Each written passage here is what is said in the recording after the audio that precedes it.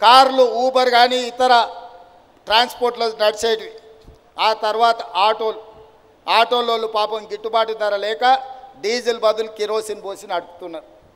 పట్టుకుంటే ఒక బాధ, పట్టుకోకపోతే ఇంకో బాధ, ఫైన్ వేస్తే బాధ, ఫైన్ వేయకపోతే ఇంకొక బాధ. వేస్తేనేమో సంఘాలు వస్తే, వేయకపోతేనో అధికారులు మిమ్మల్ని తిడతారు. రవాణా శాఖకే ఉంది, పట్టుకోకపోతే ఎలక కోపం, ఇడిచిపెడితే పిల్లి కోపం అన్నట్టు రెండు దిక్కుల మీకే ఇబ్బంది ఉంది. అందుకే ఇవాళ నేను మా రవాణా శాఖ మంత్రి గారికి సూచన చేస్తున్నా, ఈ డీజిల్ ఆటోలు అన్నిటిని కూడా ఔటర్ రింగ్ రోడ్ అవతలికి పంపించండి. వాళ్ళందరూ ఎలక్ట్రిక్ ఆటోలు కొనుక్కుంటే వాళ్ళకి ఏ రకంగా మనం ప్రత్యేక పథకాలు ఇవ్వగలమో వాటిని మీ అధికారులతో మాట్లాడి ఒక ప్రణాళిక తీసుకురండి. ప్రతి పేదవాడు ఎలక్ట్రిక్ ఆటో కొని హైదరాబాదు నగరంలో నడుపుకుంటే వాళ్ళని ఏ విధంగా ఆదుకోవాలనో ఒక ప్రత్యేకమైన పథకం తీసుకురండి. ఈ నగరంలో తిరుగుతున్న డీజిల్ ఆధారిత ఆటోలు అన్నిటిని కూడా నగరం బయటికి పంపించడం ద్వారా ఈ నగరాన్ని కాలుష్య రహిత నగరంగా తీర్చిదిద్దాలి. ఇవే కాదు, చెరువులు, కుంటలు, నాలాలు ఆక్రమించుకున్నారు. ఇవాళ ఆక్రమించుకోవడంతో ఆ చెరువులలో ఉండాల్సిన నీళ్లు, తగ్గాల్సిన కాలుష్యం రోడ్ల మీదకి వస్తుంది. రోడ్ల మీద నుంచి మన ఇండ్లకు వస్తుంది.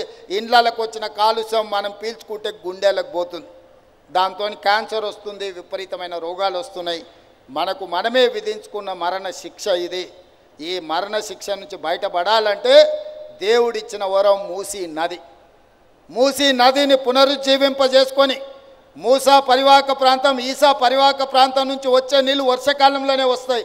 కానీ సంవత్సరం మొత్తం మూసీ కలకలలాడాలంటే గోదావరి నదిని మూసీతో అనుసంధానం చేసి ఉస్మాన్ సాగర్, హిమాయత్ సాగర్ నుంచి మూసీ మొత్తం ఎప్పటికప్పుడు మంచి నీళ్లను ప్రవహింపజేయడం ద్వారా ఈ మూసీలో ఉన్న కాలుష్యాన్ని కడగొచ్చు.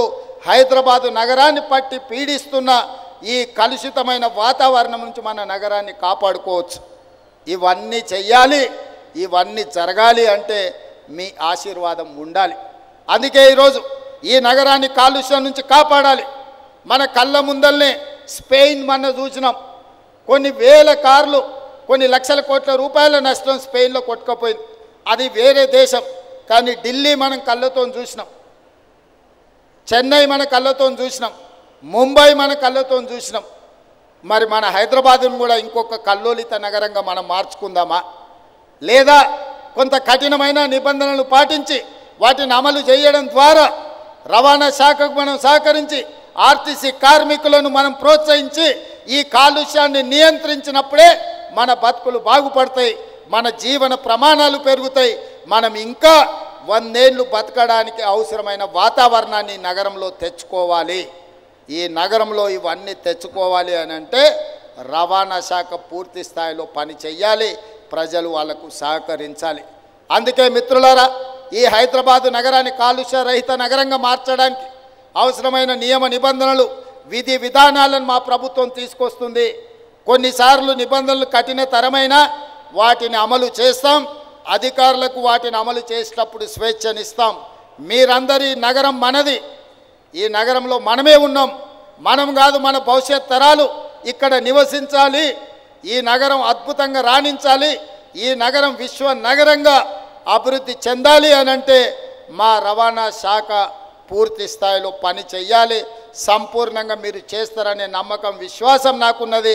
మా మిత్రుడు పొన్నం ప్రభాకర్ గారు ఏ విధంగా అయితే తెలంగాణ ఉద్యమంలో క్రియాశీలక పాత్ర పోషించిండో ఈ కాలుష్యాన్ని తరమడంలో కూడా అదేవిధంగా ఒక ఉద్యమకారుడు అవతారం ఎత్తి ఈ కాలుష్యాన్ని పారదోలి ఈ నగరాన్ని కాపాడుకోవడానికి, ఒక అద్భుతమైన నగరంగా నిర్మించుకోవడానికి మీ అందరి సహకారం ఉండాలి.